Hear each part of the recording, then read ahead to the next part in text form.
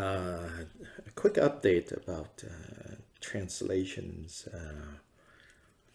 So I spent the last few days looking at the table of contents for the 12 volumes of Jigten Sungden's collected teachings, all 12 volumes of them. Thank goodness, the technology, you can look at them online.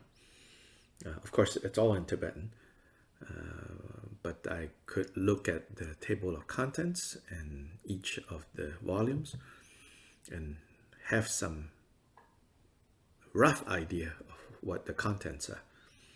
So then I chose a long list of each volume, a number of titles based on the topic that I thought might be useful or interesting or helpful, and measured or also factoring in how long those titles are. So still choosing titles that are from 1 to no more than 6 pages long. Anything longer than that will take a long time, of course, to translate. And then if the translators get stuck in one section, it could be stuck for a long time. But now I'm going for like more titles, faster. And so we are only tackling these texts that are, between 1 and 6 pages. So let's see. I want to quickly mention some of the titles that I found. So there is a relative to what we've chosen, there is a fairly long 6.5 pages of Dara supplication prayer. So I've chosen that. And one thing I noticed looking at these 12 volumes of his collected teachings is that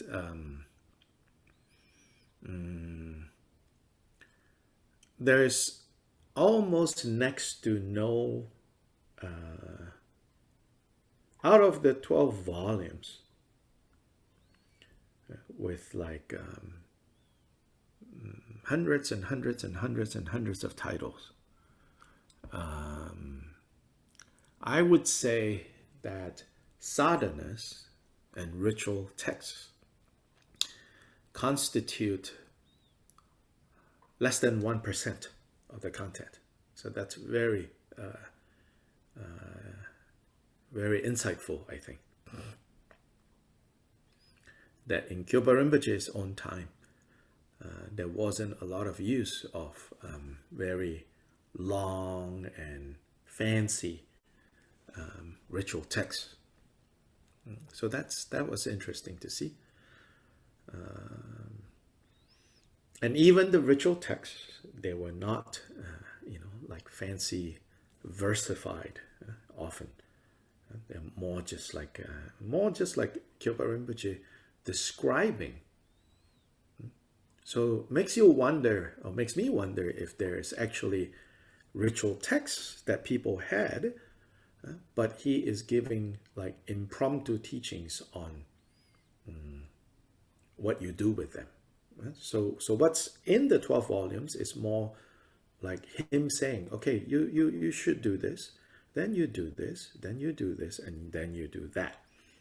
And there's no like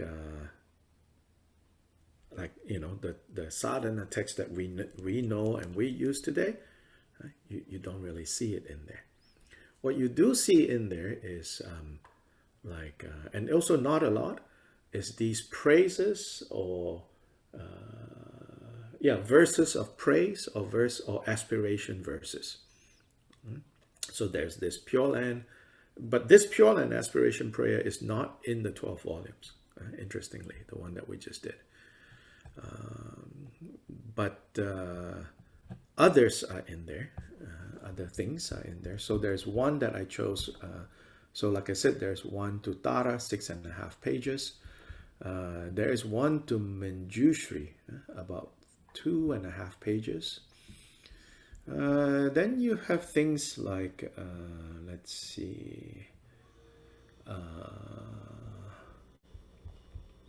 Yeah, there's one about how to practice a particular visualization of, so here it says, Chinre Zila Chinang Sangsum Gi Tempa Chuni Korlo. 4 pages, which is Chinrezi's Avalokiteshvara's outer inner secret threefold kind of meditation. And so there's that. Then other texts, there is a text on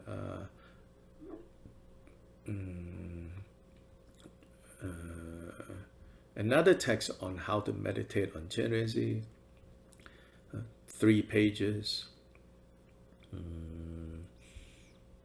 Then there's a text 3.5 pages called the pith instructions on how to overcome obstacles.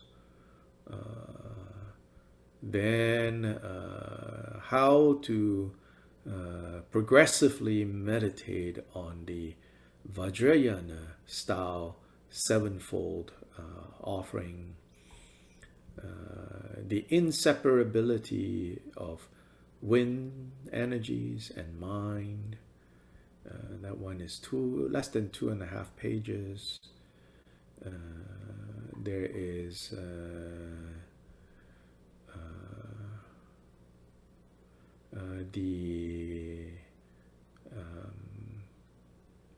the instructions on the profound instructions on the 2 stages of generation and completion stages, 1.5 pages. The inseparability of the profound dharma of emptiness and compassion. The secret instructions on the completion stages.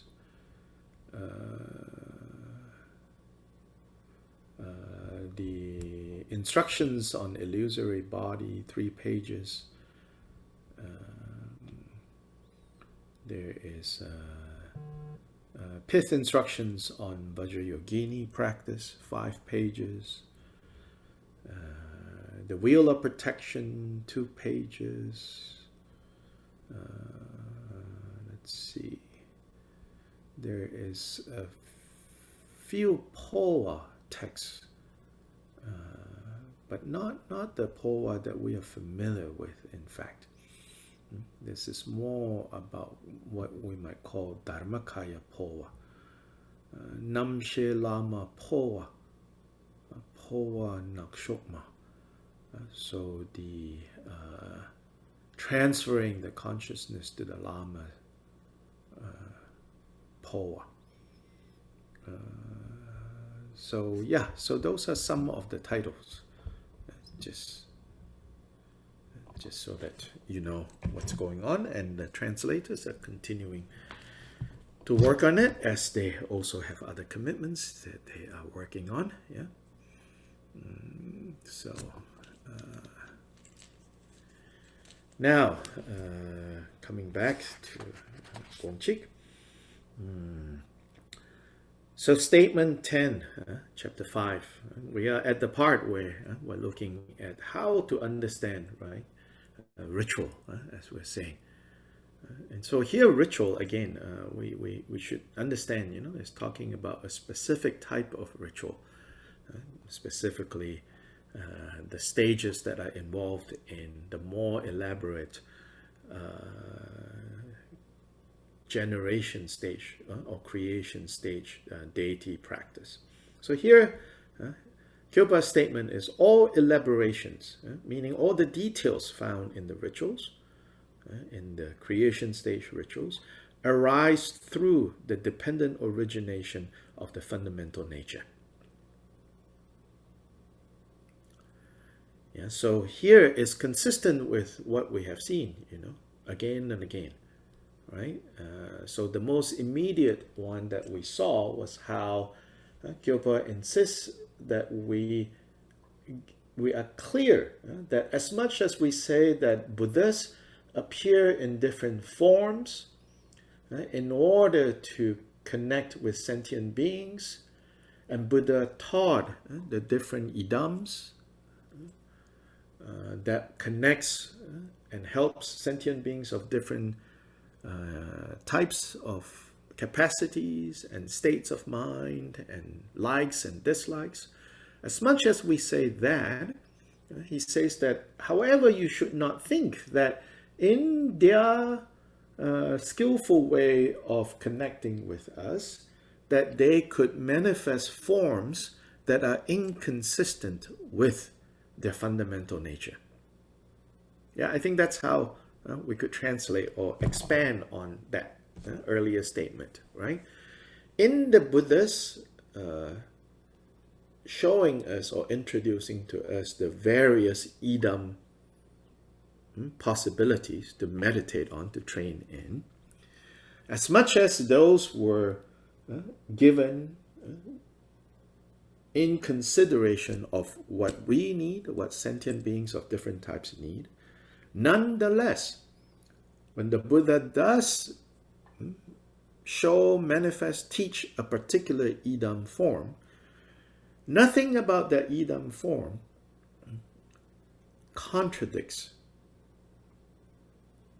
the fundamental nature of the Buddha state. So that even if a idam appears to be very wrathful or very fierce, that fierceness is not our samsaric fierceness or our samsaric anger, our samsaric annoyance, our samsaric vengeance, but rather that fierceness is completely consistent with an expression of what's in the fundamental nature, which is the Buddha qualities. So likewise here, these ritual elaborations, these more specific, detailed ritual steps that are given and taught in the especially creation stage deity practice, they arose through dependent origination of the fundamental nature. In other words, they do not depart from the fundamental nature of things. Yeah. In other words, the Buddhas do not use mistakes to guide beings. And I would footnote to say, even if superficially we think, oh, this is based on samsaric, even though on some level we say, oh, this is based on samsaric. For example, just like, the point about the womb birth, yeah? Even if, it sounds like it's spoken in a way to relate to samsaric kind of understanding, nonetheless, we should understand that those words are based on something beyond the samsaric context. They come from, you could say, a nirvanic clarity, but then adapted to samsaric needs, not to feed samsara, but to undermine samsara. Yeah, so this we should be clear.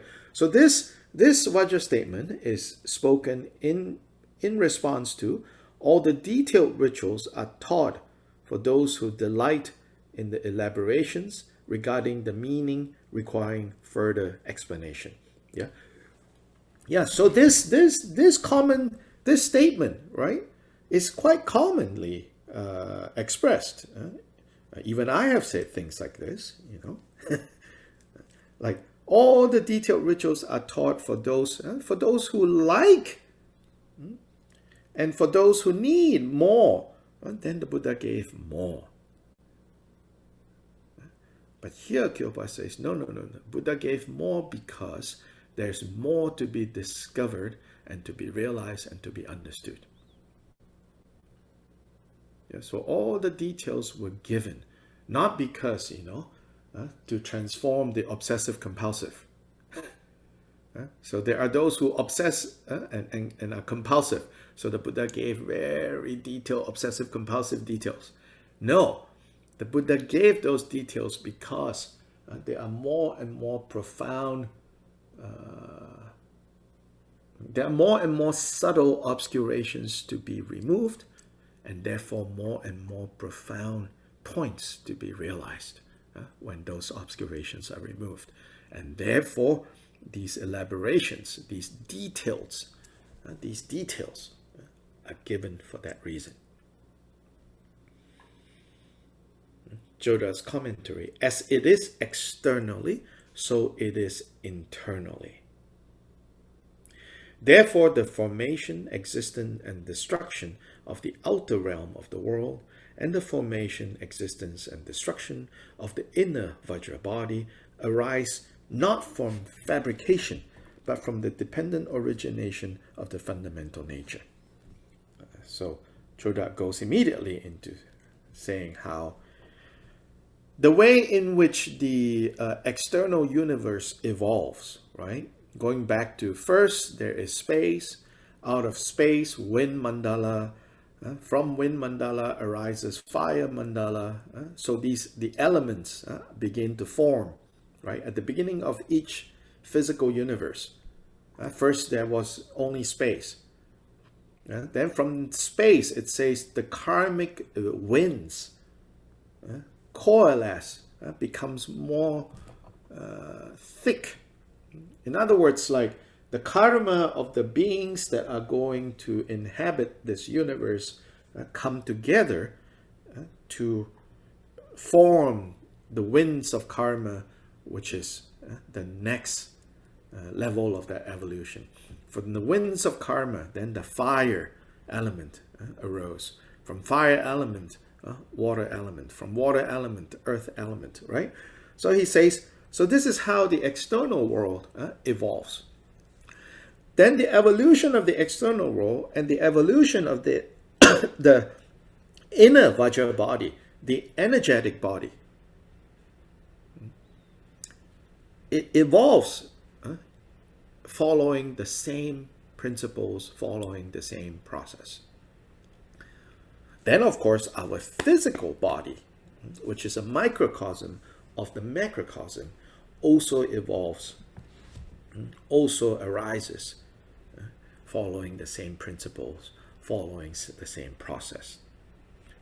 So if that's the case, right, so it says here, if that's the case, then similarly, the cultivating, abiding, and gathering in of the wheel of the mandala, meaning the mandala of the deity that you are practicing too, is such that through the dependent origination of applying the means of purification, such as the stages of cultivation, which is what I translate as creation or generation, and completion, which are the fundamental nature, to the ground to be purified, namely the fundamental nature of the Vajra body, one obtains the result, namely the inseparable union endowed with the seven limbs, which again is the actualization of the fundamental nature of that ground.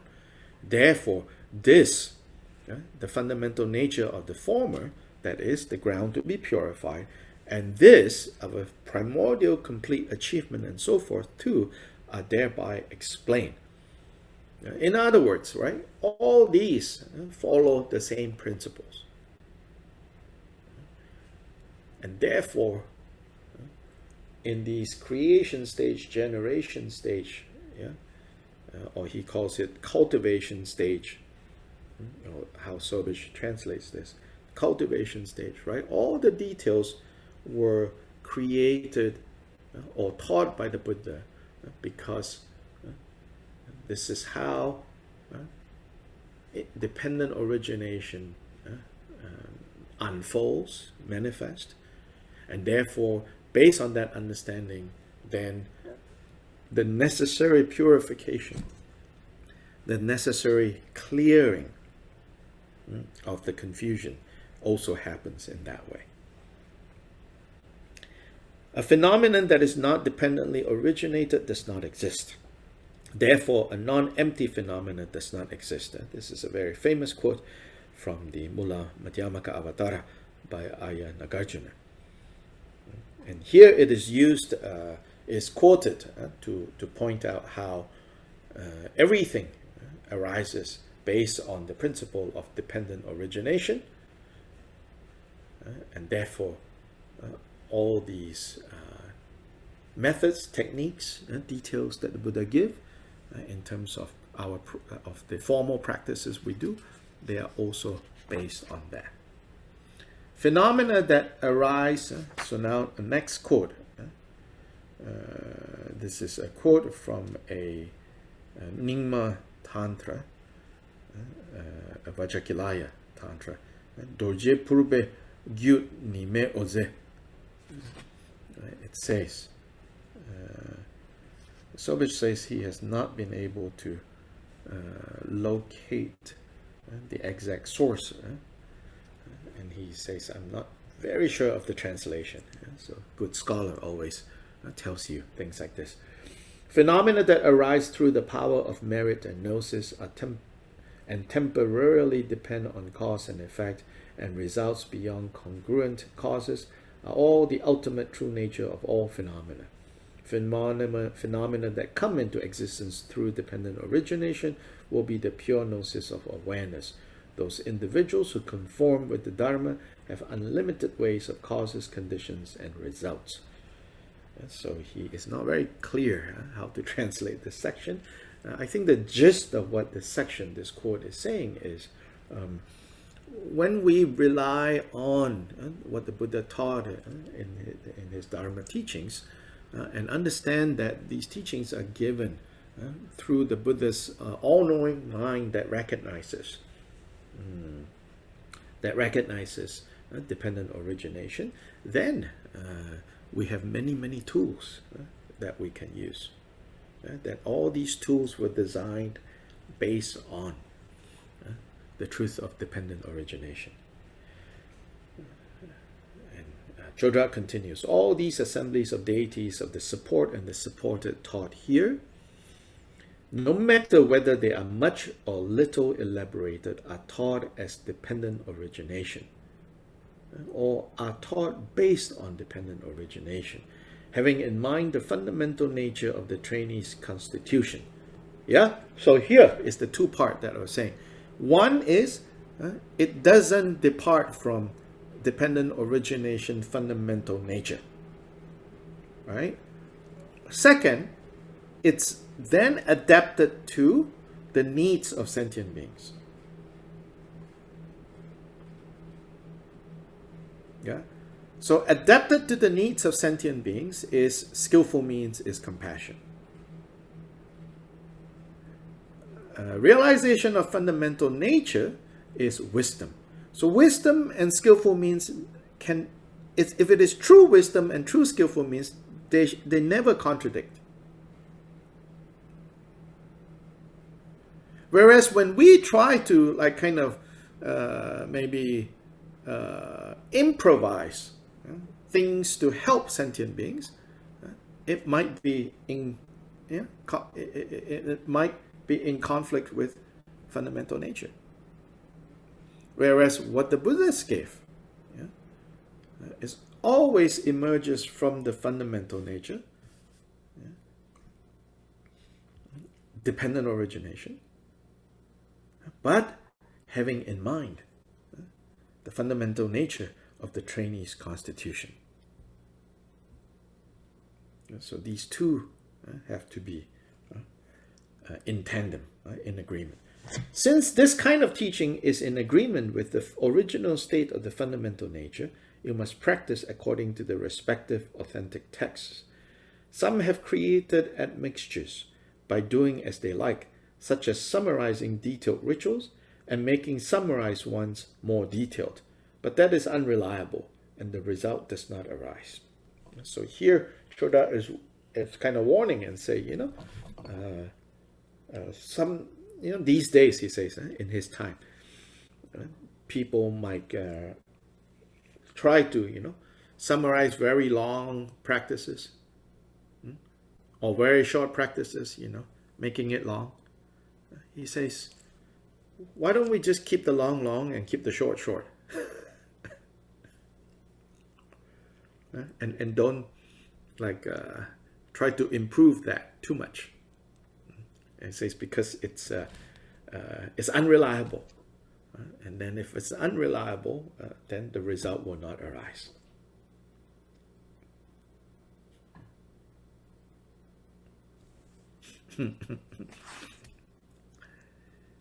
Now, of course, Sobish will point out, this last statement is ironic.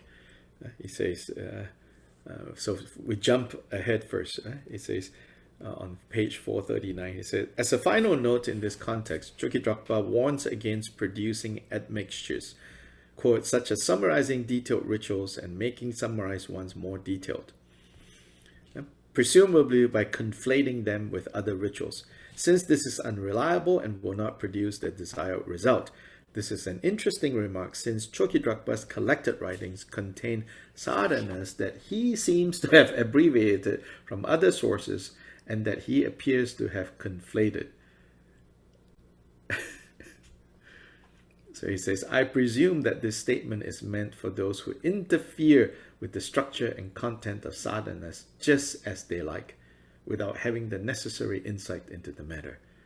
That is, they have not realized emptiness in the manner that Jigten Sumgön described, as, quote, the vital point of entering cause and result as emptiness, and of emptiness arising as cause and result. Yeah, we saw this quote in our last class. This is a very important quote. If a person without such a qualification interferes with the sadhana, its content is no longer such that it arises through the dependent origination of the fundamental nature, and thus the sadhana becomes useless. Yeah, so here, it's not so much that absolutely short sadhanas cannot be elaborated and long sadhanas cannot be abbreviated, or they cannot be combined. But if that is done without realizing, without having arrived at a state where Jigten Sumgön described as having understood the vital point of entering cause and result as emptiness, and of emptiness arising as cause and result, then sadhanas that are made up will not give results. Sadhanas that are made up, of course they're all made up, but are they made up according to having understood the fundamental nature, which is not just emptiness, but how based on emptiness, things arise correctly according to the principles. If the person who makes up the sadhana, creates the sadhana, have not understood that and seen that, then they have no real power to come up with sadhanas that have the same effect as sadhanas that are made up, composed by those who do have that power. Doje Sherab sums it up by saying, the arising of emptiness as cause and result is the secret dependent origination. Therefore, the arising of emptiness as cause and result is the secret dependent origination, meaning it's a very, very subtle, therefore profound realization of dependent origination.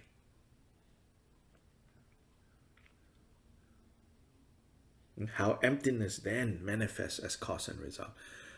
How cause and result is possible due to emptiness is the gross or the easier to understand aspect of dependent origination.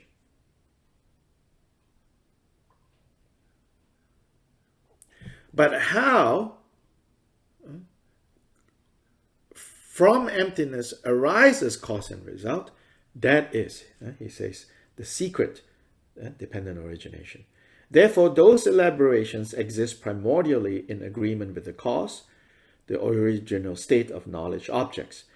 And for that reason, a practitioner of the path takes exactly that as the path. And by practicing the elaborations, the details, the abundance of qualities arise on the Buddha stage at the time of the ultimate result through separation from defilements that exist on the level of the ground to be purified. Because all the wheels of the ornaments of the inexhaustible body, speech, and mind of all the Buddhas who are inseparable emptiness and elaborations arise, those of supreme faculties require elaborate rituals. Now let's go back to Sobish's notes. The general view is the claim that the detailed rituals were taught for those who delight in elaborations regarding the meaning requiring further explanation, concerning, for instance, the cleaning of the dwelling place, the blessing of offerings, cultivation of the resolve for awakening, and the blessing of the 5 constituents as the 5 Tathagatas, and the 5 aggregates as the 5 Tathagatas. There are also many elaborations concerning ritual transformations, such as transformation of syllables, seed syllables, into the elements of wind, fire, water, and earth with their respective forms and colors, and of these into the seat of Mount Meru, multicolored cross vajra, and lotus, sun disk, moon disk, so forth,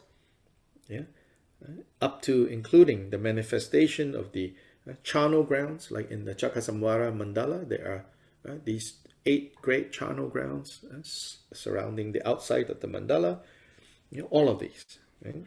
Furthermore, there are different instructions on mantra recitation, and there are practices for the stage of completion, with and without marks. According to the Dorshema and the Rinjangma, the general view is that people with supreme faculties do not enjoy elaborations. So that's a view, even very common today. When someone don't go into those details, we think, oh, these are like very advanced practitioners. They don't go into details.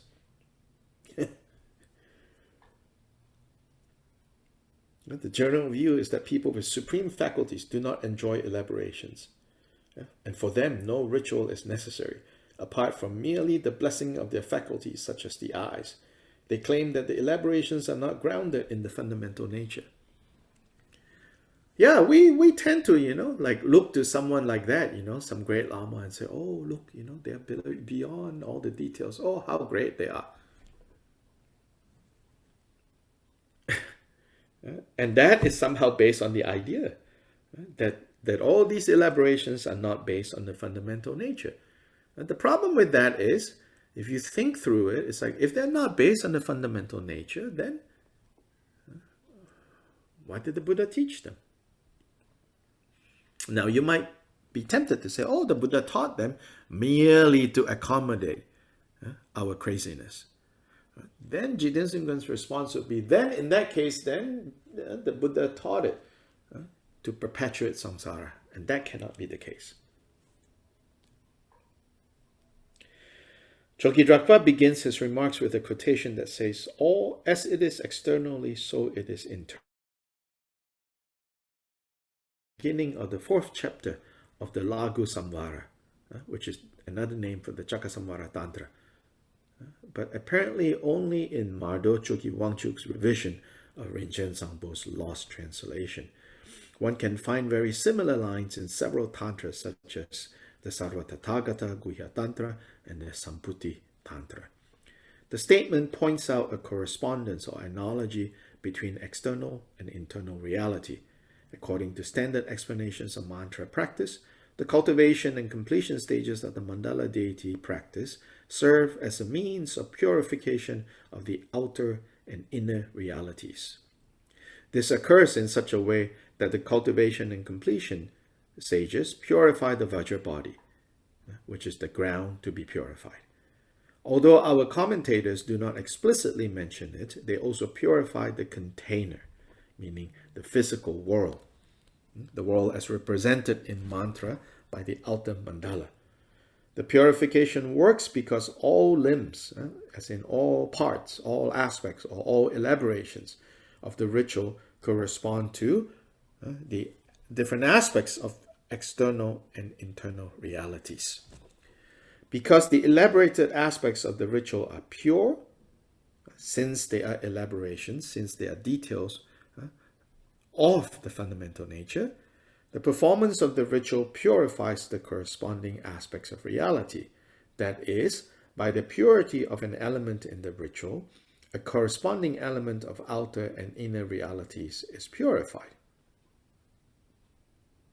And so in other words, if those methods, those details were not based on like the actual state, then how can it clean? If what you use to clean something creates a further mess, then it's not going to work. The Dorshema exemplifies such a correlation of outer and inner realities as follows. In the deity mandala ritual, the original state of the external wall and the inner Vajra body is visible as a triangular dharmodaya. So the first, one of the first things to meditate in some sadhanas is this triangular dharmodaya. The wind is visible as a blue mandala in the shape of a bow. I don't think it's blue. It's green. Maybe a mistake here. Yeah, it's green. In the shape of a bow adorned with two fluttering victory banners.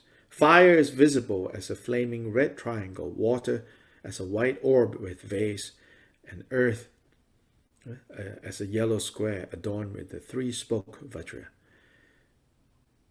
Concerning the Vajra body, the soles of the feet are the mandala of wind. The genitals are the mandala of fire. Navel is the mandala of water. Chest is the mandala of earth. Spine is Meru, the king of mountains. Those are the correspondences.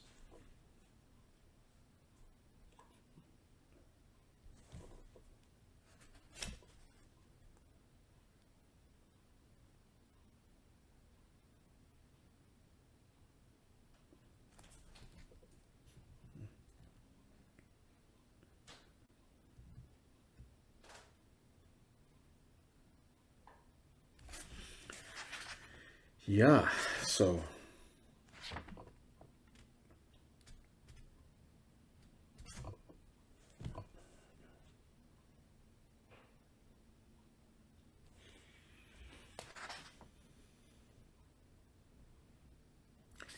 and the next few statements have to do with clarifying our understanding of the Vajra body, which is the energetic body.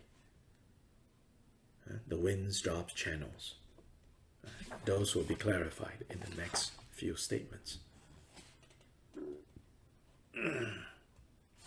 Statement 11, 12, 13, 14, 15. They're all related to that. And then 16 starts a new sub-area. 16, 17. 16, 17, that from that point on, it's about how to measure our own experience and evaluate them. Basically there it says, you should not, again, as much as you take responsibility for your own process, as much as each of us, our process will unfold somewhat differently, but nonetheless, you cannot not rely on Buddha's authentic teachings to verify your experience. So then it says further, like even, if your guru's words kind of contradict the Buddha's explicit teachings, then you should not rely on that. You should rely on what's universally accepted as the Buddha's fundamental points. So a few of those statements related to that.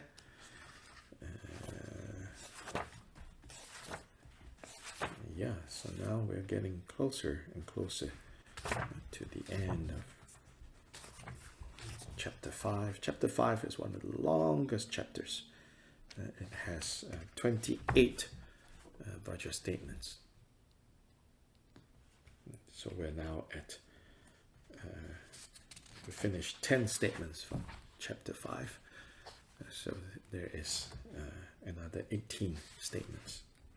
Yeah. So that's it for today. Again, a reminder, on Wednesday morning we don't meet.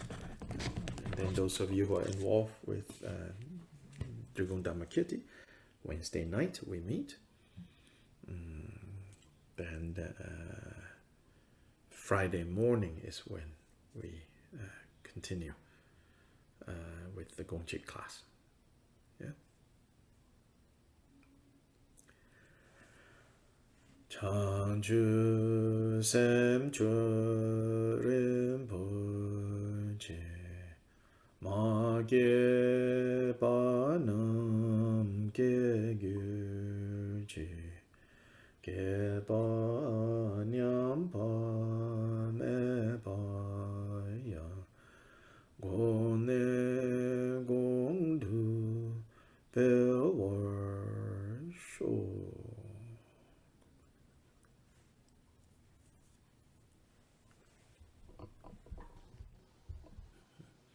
Thank you. Bye-bye. Thank you. Good night. Good Thank morning. you. Gracias. Thank you, Gracias. everybody. Thank you, Dr. Lai. Ta-ta. Bye. Gracias.